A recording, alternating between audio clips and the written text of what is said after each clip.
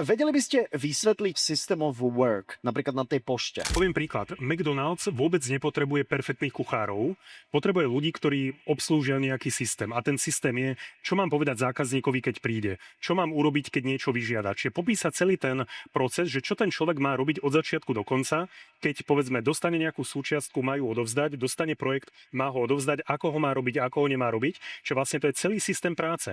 A keď si zoberiete franchízy, ako je McDonald's, Subway a podobne, tak franchise je o čom?